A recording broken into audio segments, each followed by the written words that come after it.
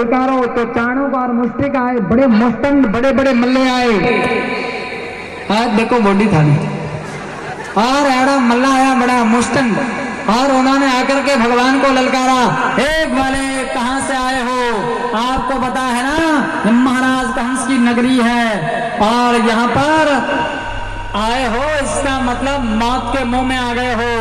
बहुत हो गया तुम्हें राक्षसों को मारते हुए, आज तुम्हें पता चलेगा कि तुम्हारे अंदर ताकत कितनी है। भगवान परमात्मा ने कहा कि हम आए हैं तो यहाँ को युद्ध लड़ाई करने नहीं आए भैया, हम तो आए हैं मामा कंस से मिलने के लिए। मल्लों ने कहा हम सब जानते हैं आप किस लिए आए हो, हमें सब मालूम है। दिखने में आप बाल हैं लेकिन बल में बड़े विशाल हैं, बड़े बड़े राक्षसों को आपने मारा है, लेकिन आज आपको पता चलेगा कि आपके अंदर ताकत कितनी है। भगवान परमात्मा ने कहा कहने का मतलब क्या है? मल्लों ने कहा आ जाओ मैदान में, हो जाए दो दो हाथ, पता चल जाए कि आप में ताकत कितनी है। भगवान परमात्मा ने कहा नहीं नहीं, हमको यहाँ युद्ध करने के लिए नहीं आए हैं। अरे भैया हम तो मामा कंस के दर्शन के लिए आए, हम लड़ाई झगड़ा करने के लिए नहीं आए हैं। लेकिन मल्लों ने कहा हाँ रहने दो, वो हम सब जानते हैं, लेकिन आज आपको पता चल जाएगा कि कोई आपसे बलवान इस धरती पर है। बड़ी अकड़ है आपको बल की, बड़ा घमंड कर बैठे हो, लेकिन आज तुम्हारे शरीर का आज हम चूर चूर करेंगे, तुम्हारे शरीर का हम टुकड़े टुकड़े कर देंगे और ऐसी हालत कर देंगे कि जैसी आज तक किसी ने नहीं की और आपने सोचा भी नहीं है। और इस प्रकार मल्ले जब धमकी देने लगे, और लेकिन फिर भी भगवान ने कोई प्रतिक्रिया नहीं दी। भगवान ने कहा भाई कोई बात नहीं, आए आने दो। भगवान ने कोई परवाह नहीं की, भगवान ने उनकी बात को सुनकर के अनसुनी कर दी। लेकिन मल्लों ने कहा एक ग्वाले देख क्या रहे हो, आ जाओ मैदान में, हो जाए दो दो हाथ। लेकिन फिर भी भगवान नहीं बोले। आखिर में मल्लों ने कहा माँ का दूध पिया है तो मैदान में आ जाओ। और जैसे ही माँ के दूध की बात कही और उसी समय भगवान परमात्मा ने बलराम जी की ओर देखा और कहा कि दाऊ भैया माँ के दूध की सौगंध है, अगर मैदान में नहीं गए तो। और दोनों भाइयों का वीर रस जगा है।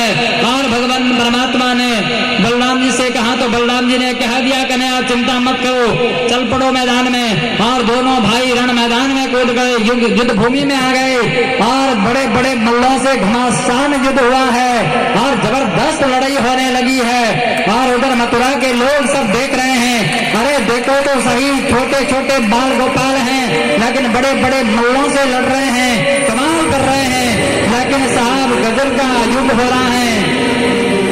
और कई बार तो ऐसा होता है कि लगता है कि मल्ले गए, लेकिन कई बार ऐसा लगता है कि अब की बार तो ग्वाले गए। इस प्रकार लग रहा है, कभी ये दाव पेश करते, कभी ये करते, और कभी लगता है ये हार गए, कभी लगता है ये हार गए, लेकिन कोई निर्णय नहीं हो पाया। सब देख रहे हैं कि आखिर में परिणाम क्या निकलेगा, क्या ये नन्हे नन्हे बालक मल्लों को हरा देंगे। लेकिन घमासान युद्ध है और आखिर में साहब लड़ते लड़ते भगवान परमात्मा ने बलराम जी की ओर इशारा किया तो दाऊ भैया ने कहा कि कन्हैया अब इनका काम तमाम कर दो। और दोनों भाइयों ने दोनों मल्लों को पछाड़ा है। जैसे पछाड़ा तो धड़ाम से दोनों गिर पड़े और पड़ते ही दोनों मल्ले धराशायी हो गए, मर गए, बड़े बड़े मल्ले मर गए। मल्ला मर गया जना बैठे जका मथुरा लोग बैठा वे तो भाई दांतों तले अंगुली दबा के रह गए। ओहो देखो छोटे छोटे बालकों ने बड़े बड़े मल्लों को मार दिया, इनकी ताकत तो देखो। और भगवान और बलराम की हिम्मत की दाद देने लगे, बोले क्या हिम्मत है इनके अंदर, कमाल कर दिया इन्होंने। और इधर भगवान परमात्मा आगे बढ़ गए। आगे गए तो उधर कंस बैठा बहुत ऊंचे आसन पर। कंस को मालूम पड़ा कि वो काल इधर आ रहा है, तो कंस ने आवाज लगाई चाणूक तुम कहाँ हो, मुष्टिक तुम कहाँ हो। और उधर भगवान परमात्मा ने बलराम जी से कहा दाऊ भैया मामा कंस बुला रहे हैं, आपका आदेश हो तो जाऊं। बलराम जी ने कहा जाओ कन्हैया। और भगवान श्री कृष्ण ने छलांग लगाई और पहुंच गए बहुत ऊंचे आसन पर जहां कंस बैठा था। और जाते ही भगवान परमात्मा ने कंस के मस्तक का मुकुट उड़ाया। मुकुट उड़ा करके भगवान परमात्मा ने कंस के केस पकड़े हैं। कंस रा केस पकड़िया तो कंस चिल्लावा लाग गयो। कंस ने कहा आपने केस क्यों पकड़े हैं? भगवान ने कहा क्यों? केस पकड़ने से दर्द होता है क्या? बोले दर्द तो होता ही है, आपने इतने मजबूत केस पकड़े हैं। भगवान ने कहा बहुत अच्छी बात है, आपको मालूम तो पड़ा कि केस पकड़ने से दर्द होता है। अगर आपको वो पहले मालूम होता तो आप वो गलती कभी नहीं करते जो आपके जीवन की सबसे बड़ी गलती थी। कंस ने कहा मैं कौन सी गलती की है? भगवान ने कहा कंस याद कर ले कि जिस समय तू तेरी बहन देवकी को ससुराल पहुंचाने जा रहा था और उस समय आकाशवाणी हुई। आकाशवाणी ने कहा कंस देवकी का अष्टम गर्भ तेरा काल होगा, और उस समय तूने रथ रोका, देवकी के केस पकड़े और तलवार म्यान में से निकाली।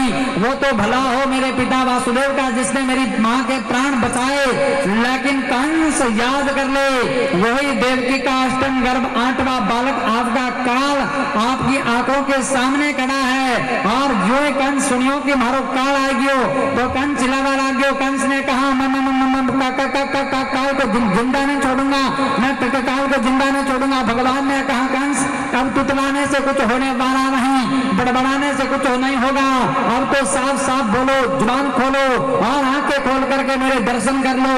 और कंस टकटकी लगा करके भगवान की ओर देखने लगा तो उस समय भगवान परमात्मा के अंदर कंस को साक्षात भगवान नारायण के दर्शन होने लगे। और नारायण के दर्शन करते ही कंस समझ गया कि मेरी मौत आ गई है। और इधर भगवान परमात्मा के हाथ में कंस के केस थे, भगवान ने झटका लगाया और कंस बहुत ऊंचे आसन से गिर पड़ा और पड़ते ही कंस के प्राण चमकीर उड़ गए, कंस मर गया।